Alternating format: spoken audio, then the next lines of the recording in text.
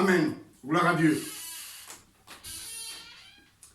Sois béni dans le nom de notre Seigneur Jésus-Christ. Aujourd'hui, j'ai l'honneur de t'apporter la parole de Dieu. Voilà. Je suis Etochelé. Et j'ai l'honneur de prêcher la foi par la grâce de notre Seigneur Jésus-Christ.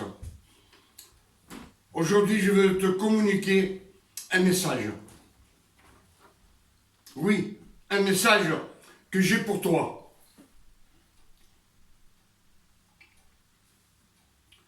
Oui, pour toi. Toi qui écoutes ce message.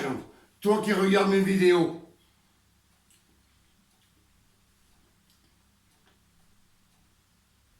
Toi qui vas à l'église, qui est chrétien ou chrétienne.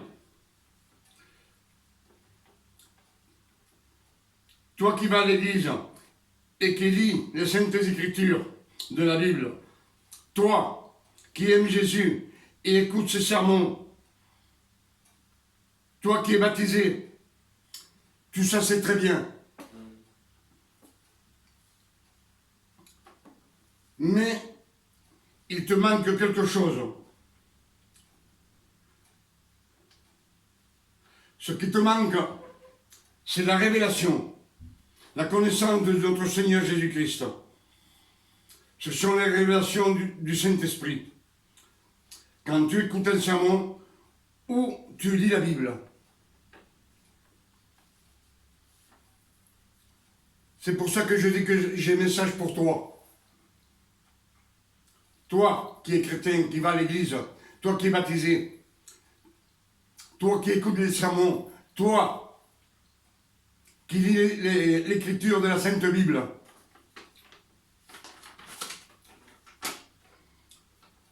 Aujourd'hui, j'ai un message pour toi, de la part du Seigneur.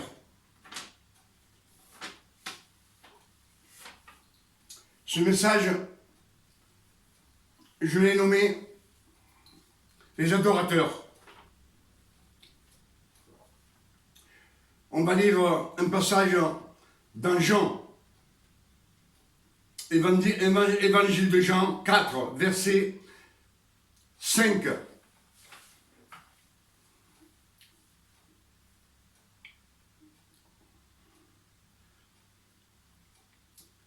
Jésus arriva dans une ville de Samarie, nommée Sychar, près du puits du champ de Jacob.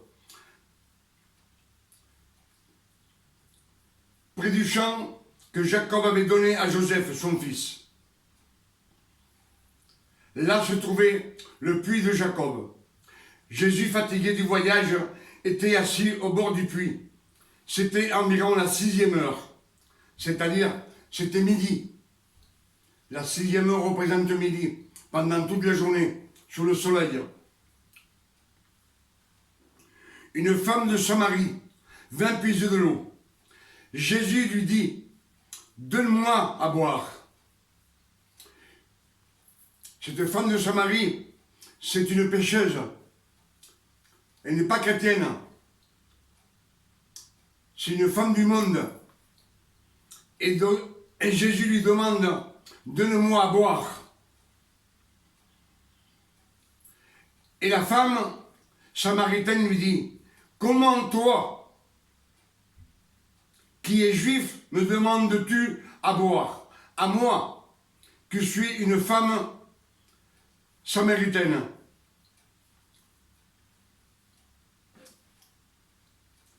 Les Juifs et les Samaritains n'étaient pas en bonne entente. Mais cette femme, à première vue, il voit Jésus, il ne le connaît pas. Il ne le reconnaît pas. Comme ceux du monde qui ne connaissent pas Jésus. Ceux qui vivent dans la débauche. Et cette femme vivait dans la débauche. Mais elle ne connaît pas Jésus. Elle le voit, elle ne le connaît pas.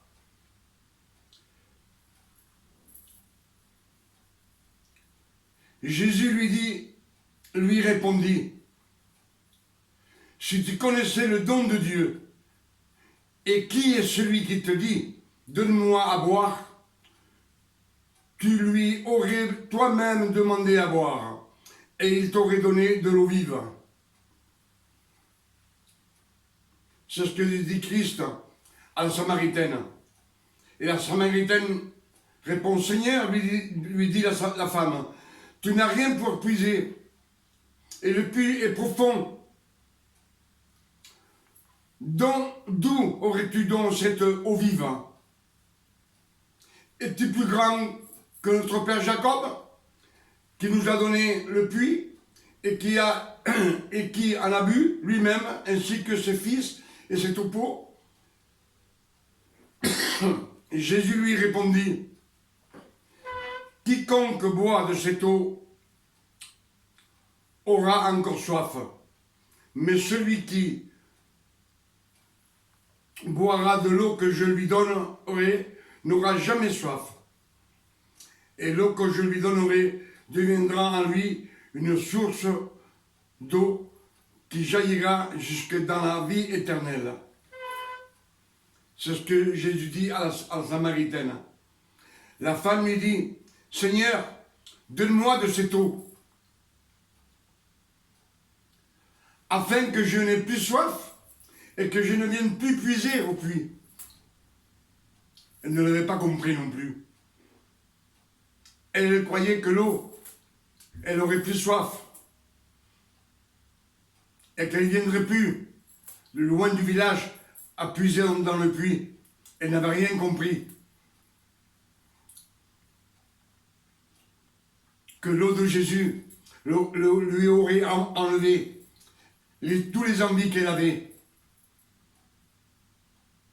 tous les péchés qu'elle avait, et qu'elle aurait pu renaître de nouveau, mais elle n'a rien compris, comme beaucoup dans les églises. Beaucoup de chrétiens dans les églises qui ne comprennent pas les Écritures, ni la parole du Christ.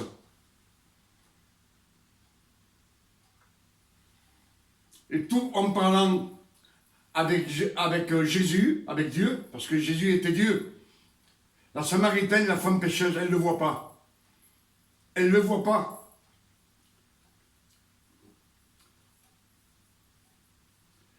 Jésus lui dit, va, lui dit Jésus, et appelle ton mari, et viens ici. La femme lui répond, je n'ai point de mari. Jésus lui dit, tu as raison de dire, je n'ai point de mari, car tu as eu 5 maris, et celui que tu as maintenant n'est pas ton mari.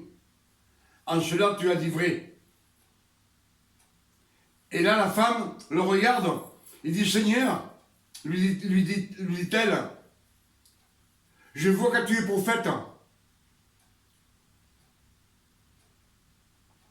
Alors Dieu se faisait révéler peu à peu d'un juif, d'un homme normal. Maintenant, il est prophète devant ses yeux de cette pécheresse.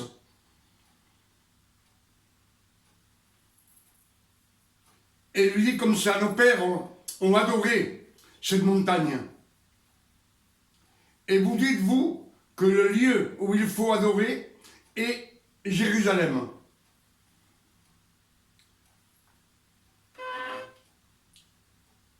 Femme, lui dit Jésus, crois-moi, l'heure vient où ce ne sera ni cette montagne, ni à Jérusalem que vous adorerez le Père. Vous adorerez ce que vous adorez ce que vous ne connaissez pas. Nous adorons ce que nous connaissons, car le salut vient des Juifs. Mais l'heure vient où elle est déjà venue. L'heure vient et elle est déjà venue, où les vrais adorateurs adoreront le Père en esprit et en vérité, car ce sont les adorateurs que le Père demande. Dieu est esprit, et il faut que ceux qui adorent l'adorent, et qu'ils l'adorent en esprit et en vérité.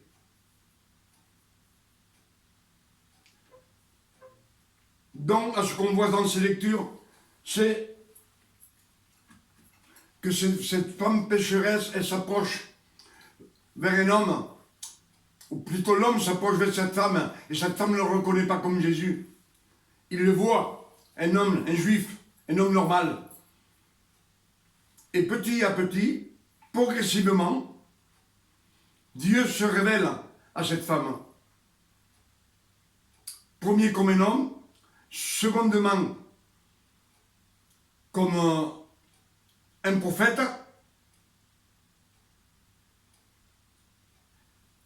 et cette femme-là, quand elle est prophète, elle est un peu émerveillée. Et ce qu'elle fait, cette femme,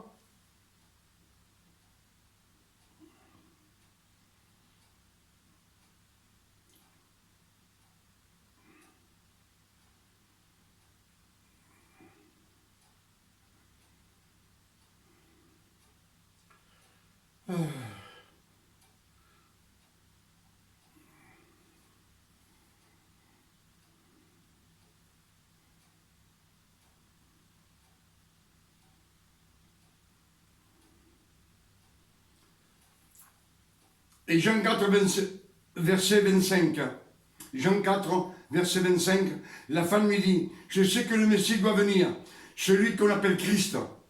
Quand il sera venu, il nous annoncera toutes choses. Jésus lui dit, je suis, moi qui te parle.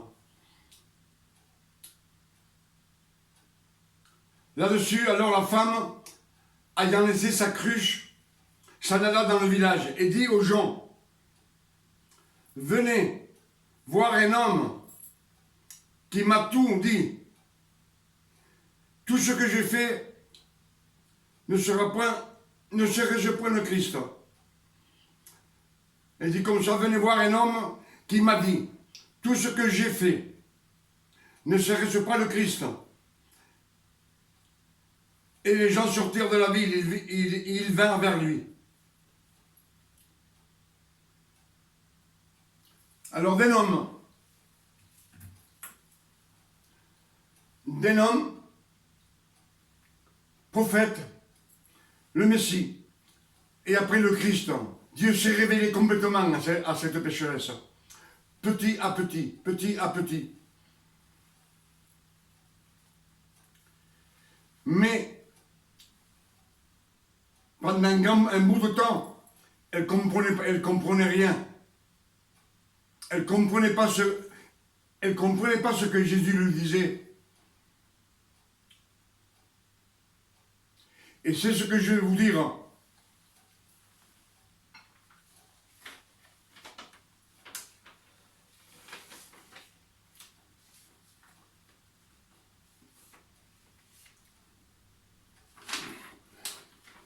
Ce que je vais vous dire, c'est que Galates 5, versets 22 à 23, le fruit de l'esprit, c'est le résultat de la vie. Le fruit de l'esprit, c'est le résultat de la vie. Le fruit de l'esprit donne l'amour. Le fruit de l'esprit donne la joie, la foi, la sainteté, la patience, la bonté, la domination du péché. Tous ces fruits sont les résultats de l'esprit.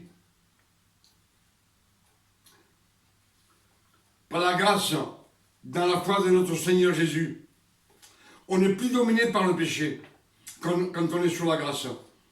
Si on pêche involontairement, Dieu ne voit pas notre péché. Quand il nous regarde, il voit le sang de Christ. Et notre péché est pardonné sous la grâce.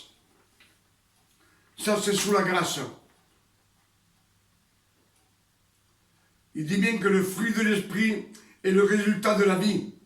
Le fruit de l'esprit donne l'amour, la foi, la joie, la sainteté, la patience, la bonté, la domination, la domination du péché.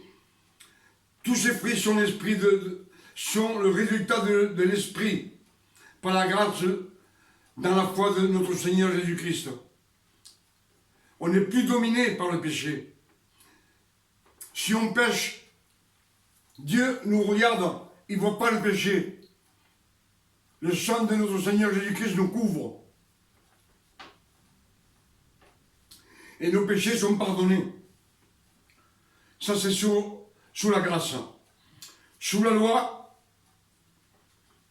les œuvres de la chair sont le résultat des efforts. Et dans les efforts, il n'y a pas de vie. Les efforts ils n'ont jamais amené personne à la vie, ni au royaume des cieux, les efforts. La seule façon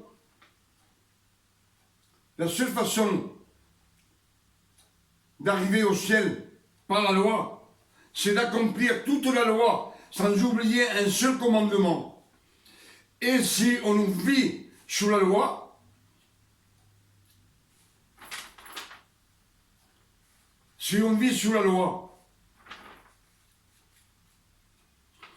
on ne connaît pas Christ, ni le Fils. On ne les connaît pas. Si on vit sous la loi, on ne connaît pas le Père.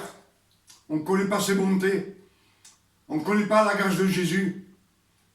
Sous la loi, on ne connaît pas ça. On le sait, mais on ne le connaît pas.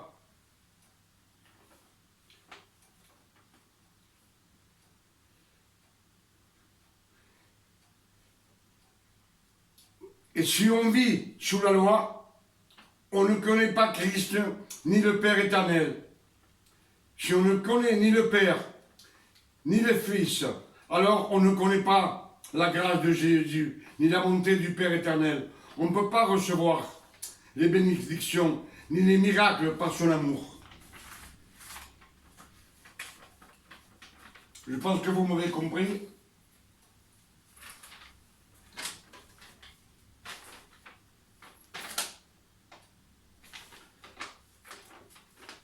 Matthieu 11, 27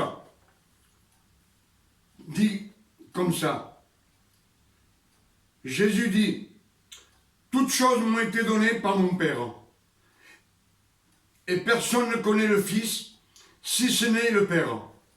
Et personne ne connaît le Père, si ce n'est le Fils. Et seulement le Fils,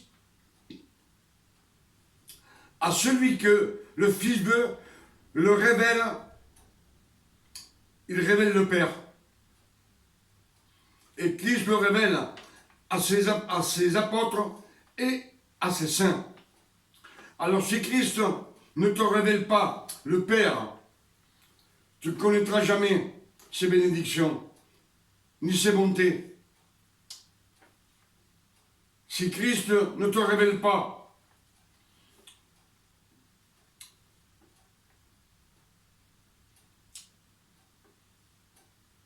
si Christ te révèle les révélations, tu vivras sous la grâce par la foi.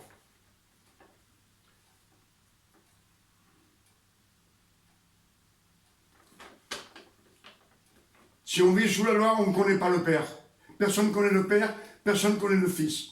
Simplement, Jésus dit, à qui je veux, je lui révèle le Père. Ce sont les révélations de la grâce. Romains 6, verset 14 dit,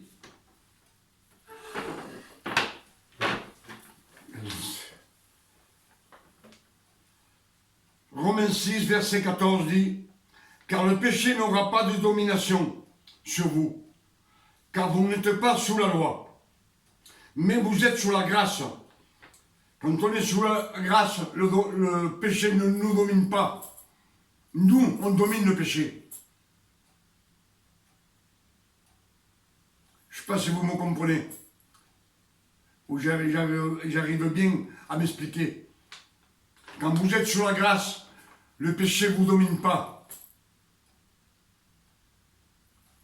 Toi, tu domines le péché.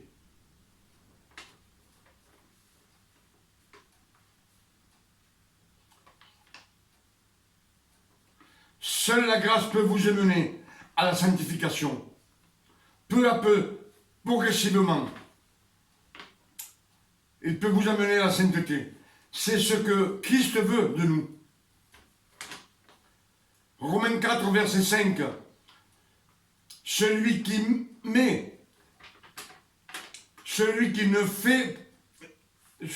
ne fait pas les œuvres, s'il croit que Dieu justifie l'impie, l'impie c'est le pécheur. Chez pécheurs, ses péchés sont pardonnés. Celui qui ne fait pas les œuvres, les œuvres, c'est les efforts. Fais ci, fais cela, fais ci, fais cela, fais l'autre. Qui ne fait pas les choses religieuses, ni les sacrifices. C'est ce que dit Romains 4, verset 5. Celui qui ne fait pas les œuvres, s'il croit que Dieu justifie l'impie c'est le pécheur, il dit ses péchés sont pardonnés. Même si on pêche, parce qu'on pêche involontairement, les fils de Dieu, ceux qui marchent dans la grâce, si on pêche, c'est involontairement. C'est pas volontaire. Pour ça, Dieu ne voit pas nos péchés.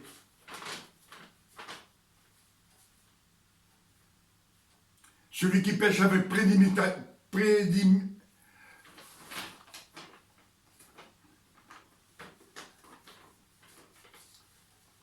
celui qui pêche volontairement, avec préméditation, ce monsieur, c'est pas un chrétien, c'est un monsieur. Il n'est pas fils de Dieu.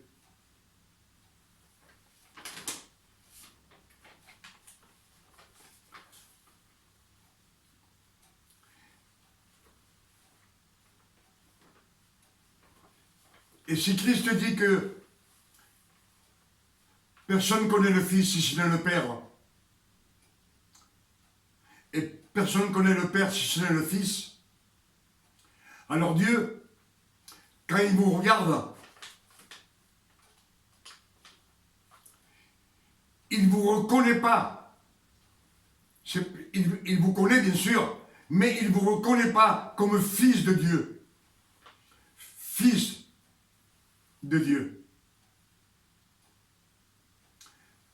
Un fils qui est arrivé à sa maturité.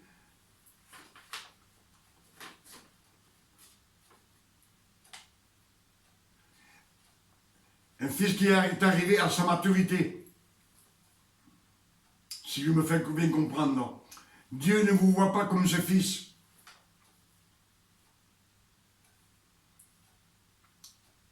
L'autre jour, je vous ai dit, Dieu ne vous connaît pas. Mais il y a des choses que j'oublie. Mais il ne vous reconnaît pas comme ses fils. Pas comme fils de Dieu. Il vous connaît. Comme il connaît tous les pécheurs et tout le monde.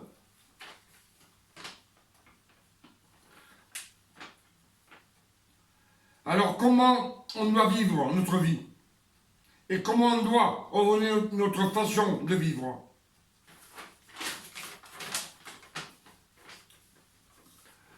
Alors moi ce que je vais vous dire,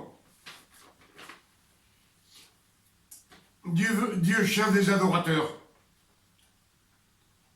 En esprit et en vérité. C'est-à-dire que Dieu doit être constamment dans ton esprit.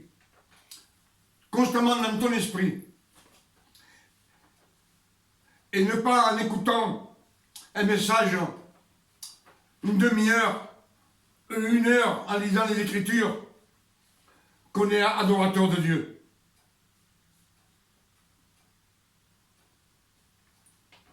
C'est pas en passant une demi-heure par jour, ou 3/4 d'heure, ou une demi-heure le matin et une demi-heure le soir, qu'on est adorateur de Dieu.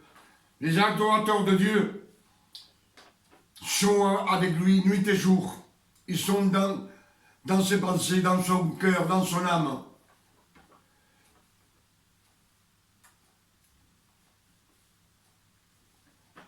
Les 12 apôtres adoraient Jésus ils étaient tous les jours avec Jésus, du matin au soir. Même quand ils dormaient l'un à côté de l'autre. Parce que le bon berger ne laisse jamais ses brebis. Le bon berger garde ses brebis. Il les garde nuit et jour. Et les brebis étaient à côté du berger. Car dans nos jours, on est dans la grâce. On vit sous la grâce de Christ. Et si on vit sous la loi, on ne connaît pas Jésus. On ne connaît pas Dieu, ni la grâce de Jésus, ni la bonté du Père. On ne connaît pas la bonté du Père éternel. On sait seulement qu'on doit faire des efforts pour chercher la sanctification, la sainteté, pour être en règle et être agréable à Dieu.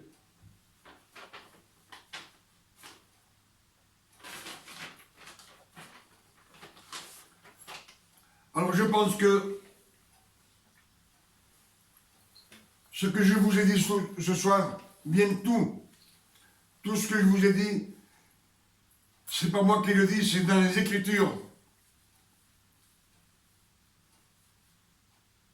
C'est dans les versets de la grâce, soit dans les épîtres, soit dans les 4 évangiles.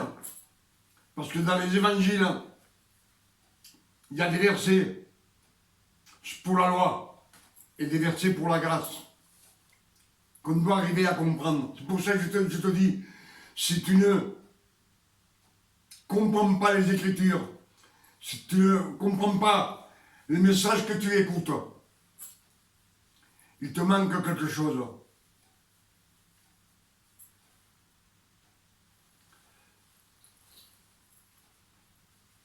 C'est la révélation par l'Esprit Saint. Et Dieu veut te la donner, à condition que tu ne sois pas religieux. Tout ce qui est religieux par rapport à la loi, laisse-le de côté. Quand Christ dit ne fais rien, c'est que tu ne fasses rien. Quand Christ, dans les Écritures, te dit tu ne dois pas pécher, tu es bien d'accord. Alors, tu t'abstiens de pécher. Ne pêche pas. Tu ne pêches pas. C'est la loi. Christ dit ne fais rien. Tu es obligé de faire quelque chose. Lui te dit je te nettoie. Moi, je t'enlève tes péchés. Tu es méchant, je vais te rendre gentil et bon. Tu es menteur, tu vas être la vérité même. C'est ce que Jésus dit dans sa grâce. Venez à moi, vous qui êtes chargés et fatigués. Moi, je vous déchargerai et je vous donnerai du repos.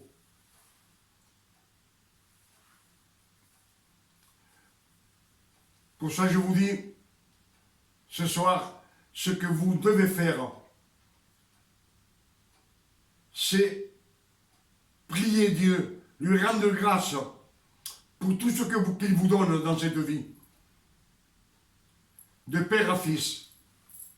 De père à fils.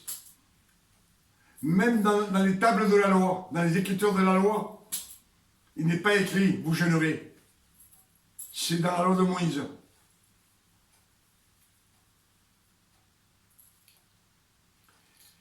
À la résurrection du Christ, Christ a tout changé. Tout changé, je vous l'ai dit dans la vidéo que j'ai fait dernièrement.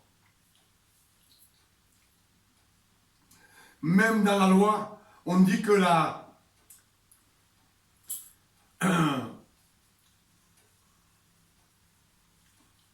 pour être sauvé, c'est personnel.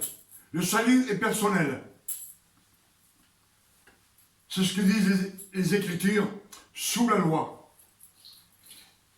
Mais on a dans les Écritures plusieurs cas que dans la grâce, le Père bénit son enfant. La mère bénit son enfant.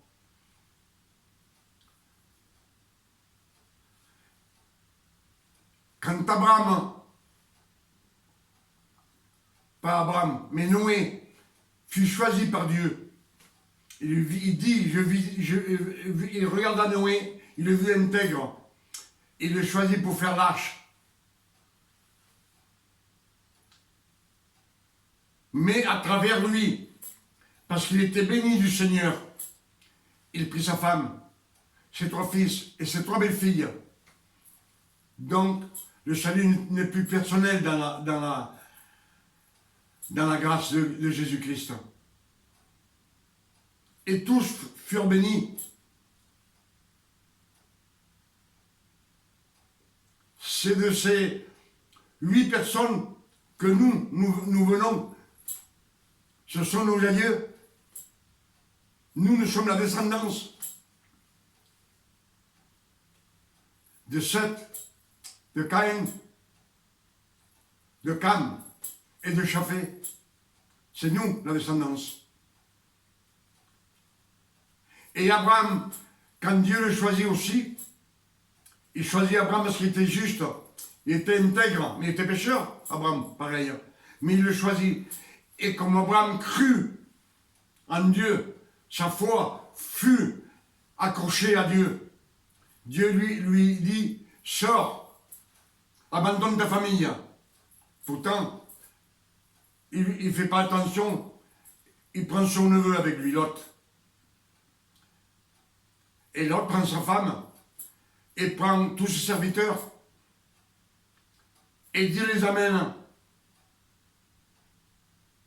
dans la sainteté, marqué qu'ils pêchent. Mais Dieu ne le voit pas, il les bénit. Tant d'Abraham que l'autre, ils furent bénis en grande quantité, tellement grande quantité qu'après ils ne pouvaient pas aller ensemble, tellement ils avaient de bêtes et des serviteurs et des servantes. Donc par grâce, donc sous la loi, le salut est personnel, parce que c'est à toi de te sauver.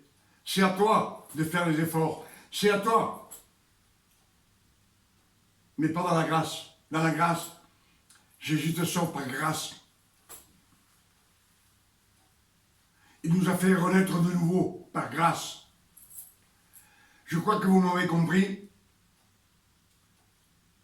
Je vous ai dit beaucoup de choses qui peuvent vous mener à la sainteté et à la grâce de notre Seigneur Jésus-Christ. Que Dieu vous bénisse et vous garde. À bientôt.